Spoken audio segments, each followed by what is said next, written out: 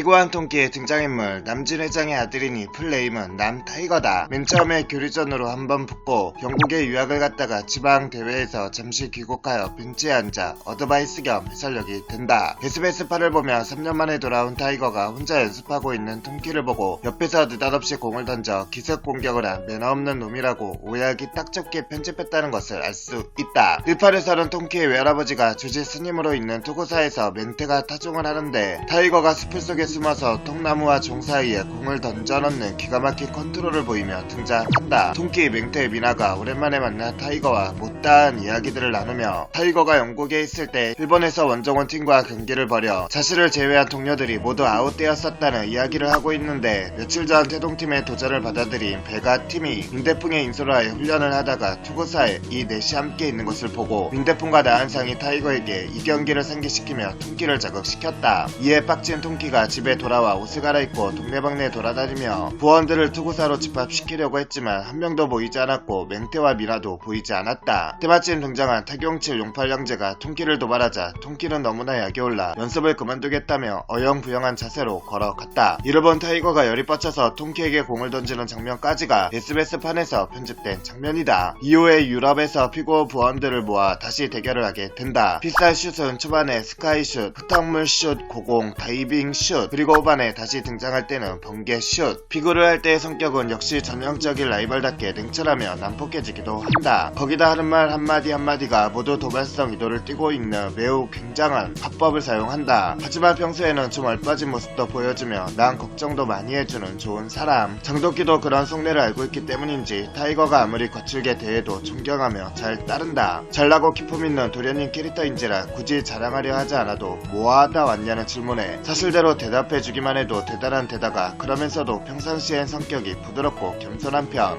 그래서 일하던 타이거가 갑자기 돌변한 태도를 보이며 뭔가 중요한 사연이 생긴 경우가 많다. 최종전에선 통키 외에는 안중에도 없는 모습을 보이며 중부지방 최강 캐들이 모인 팀의 전원을 잡고 취급하나 그 와중에도 말씨 하나는 아주 부드럽다. 물론 한 건 예민해 있을 때라 팀원이 너무 허무하게 아웃당해 실신을 벌이자 따기를 연달아 때려서 깨운 뒤 어서 일어나서 외야로 나가! 라고 소리 지르는 일도 있긴 하다. 마지막에는 통키와 친한 우정을 나눴으며 유학을 갔다가 세계 여행을 하면서 지구의 각지의 환경이 파괴되는 것을 보고 피구를 잠시 그만두고 지구의 환경을 위해 지구와 싸워서 전 세계의 어린아이들이 마음 놓고 피구를 할 수 있는 환경을 만들겠다는 후보를 밝히기도 했다. 이후 통키가 피구를 그만두지 말라고 하자 아무리 불가능할 것 같은 일도 노력하면 해낼 수 있다고 말하면서 공부와 피구를 병행하겠다는 의사를 밝히기도 했다. 축구, 테니스, 럭비 등의 본고장 메이저 스포츠 종목을 죄다 정복해버렸고 그나마 좀 못했다는 폴로도 학교 대표를 먹을 정도로 하면서 피구 연습까지 빼먹지 않았다니 공부랑 피구 병행하는 것 정도는 타이거 입장에서 누워서 떡먹기로 여겨질 것이 정상이다. 유학을 떠나기 전에는 상하 국민학교의 주장이었다. 피구 실력은 주인공의 라이벌답게 최상급. 왠지 유럽팀을 끌고 다시 돌아왔을 때는 프로레슬링 마스크 같은 가면을 쓰고 나오기도 했지만 통키에게 간단히 정체를 간파당했다. 거기다 유럽에서 공수해온 유니타드까지 있고 위에는 아머를 입었다. 마지막 게 직전까지 통키와는 전혀 승부를 내지 못한다. 상하 국민학교의 시합도 1대1 무승부로 끝났으며 타이거가 떠나기 전 둘이 1대1로 대결할 때도 결국 둘 다 지쳐서 승부는 다음에 내야겠다며 그만두기도 했다. 나중에 유학 중에 잠시 돌아와서도 대결을 펼쳤지만 여전히 승부는 나지 않았다. 반면 유럽에 있을 때 민대풍의 배가팀에게는 패한 적이 있고 자신을 제외한 모든 선수들이 아웃당해 1대7로 졌다고 한다. 이때도 혼자서 절대로 아웃은 당하지 않는 실력을 보여주었지만 결국 마지막 회에서 통키의 불꽃슛에 정통으로 맞고 처음이자 마지막으로 아웃 당한다. 아머가 불꽃슛에 녹으면서 빨간색 유니타드를 입은 발레리나가 된다. 라이벌답게 신체 능력은 다른 라이벌 캐릭터들과 비교해도 뒤지지 않는 최상급이고 최종전에서는 통키를 고전시킨 수많은 네임드 캐릭터들을 번개슛 하나로 죄다 아웃시켜버리는 그야말로 최종 보스를 넘어 사기캐에 가까운 위험을 보여준다. 하지만 최종전에서 타이거에 대한 비판이 있는데 냉정하게 생각해보면 최종전에서 주장으로서의 역할에는 전혀 충실하지 못했으며 최종전에서 진 것은 타이거의 책임이 가장 크다고 할 수 있다. 중부지역 선발팀은 타이거와의 시합이 확정되는 그 즉시 전 선수가 모여 연습을 시작했지만 타이거는 시합 전날에 연습은커녕 엉뚱하게도 팀원들에게 파티를 열어주고 많이들 먹어두라고 했다. 팀원들 역시 자만에 빠졌고 마지막 날까지 연습에 몰두할 루돌프를 한심하다는 듯 무시하는데 타이거는 이를 보고 주의를 주지도 않고 그냥 자기 혼자서 통키에 대한 전의를 불태우고 끝났다. 상하 국민학교 주장 시절 팀플레이를 강조하던 모습과는 전혀 매치가 안 된다. 된다고 느껴질 정도다. 실제로 시합 전부터 타이거네 팀 선수들은 온통 자만이 빠져있고 타이거의 말도 듣지 않다가 초반에 연달아 아웃당하는데 알고 보면 초반에 뺏긴 4점 중 3점은 죄다 팀원들이 타이거의 말을 무시하고 마음대로 행동한 결과였다. 그때서야 타이거는 이 중부지역 선발팀은 지금까지 우리가 싸워온 한국의 팀들과는 전혀 다르단 말이야 라며 팀원들에게 벌어 성질을 냈지만 늦어도 너무 늦었다. 상대팀의 전력을 분석하여 이를 팀원들에게 알려주고 전략을 짜고 선수들에게 각자의 역할, 공격 패턴, 팀 플레이 작전을 지정을 시합 전에 미리 해야 하는 것이 주장의 역할이다. 중부지역 선발팀의 작전을 담당했던 오동도 주장은 이에 매우 충실하여 선수들이 작전대로 정해진 픽스웍을 조직적으로 척척 선보이며 아웃 카운트를 따냈지만 타이거는 시합이 시작되고 3점 이상을 뺏긴 후에야 멋대로 행동하지 말라는 작전 지시를 하고 있으니 이미 팀플레이에서 패배의 그림자가 보이기 시작한 것이다. 타이거가 중부지역 선발 팀원들의 스펙을 모르는 것도 아닐 텐데 시합 중의 모습을 보면 팀원들은 자신이 시합하는 대상이 어떤 스펙의 선수들인지조차 전혀 모르고 있다. 이는 타이거가 주장으로서의 통솔력이 부족했거나 이에 전혀 신경을 쓰지 않았음을 단적으로 보여준다. 그러나 팀 자체가 짜릿팀이라 타이거는 헐크와 루돌프를 기다렸는지도 모른다. 자신이 너무 나서며 어그로가 끌려서 민태풍의 회전 회오리슛 혹은 파워슛을 맞고 아웃될 수도 있기 때문에 탱커인 헐크가 꼭 필요했다. 최종전답게 패스웍이나 각종 피살 슛이 한 번씩 다 등장하지만 정작 한쪽에서는 경기에 그다지 최선을 다하지 않는 듯한 모습을 보이기 때문에 최종전으로서의 의미가 퇴색되었다는 평도 있다. 떠가고 이기려고 했으면 어떻게든 헐크를 먼저 데리고 왔어야 했다. 만약 타이거의 팀이 처음부터 묵사발을 만들었다면 사실상 통키와의 1대1이 이루어질 수가 없다. 그렇게 되면 통키가 제 아무리 두번 불격슛을 쏴봐야 소용없었을 것이다. 오히려 헐크가 나중에 등장하면 편히 잘 나가던 팀이 장애물을 만나고 그 장애물을 오직 통키로만 해결해야 하고 최종 남은 장애물인 타이거마저 통키가 해결해야 하니 더 극적인 연출이 가능해진다. 게다가 애초에 애니편의 안산팀에서 태백산이 고의로 공을 피해서 1대1을 원했던 것처럼 통키와의 1대1을 원했던 것 같은 모습이기도 하다. 딱 봐도 상하팀의 주장으로 상대할 때와 이 경기에서 상대할 때는 완전 딴판인데 타이거 성격상 2대1, 3대1로 앞서고 있어도 통키와의 1대1을 원할 가능성이 다변하기 때문 애초에 마지막 경기로 생각했기에 타이거는 팀으로서 이기는 것보다는 통키와 1대1에서 마지막으로 멋지게 겨루고 가기를 원했을 가능성이 매우 높다.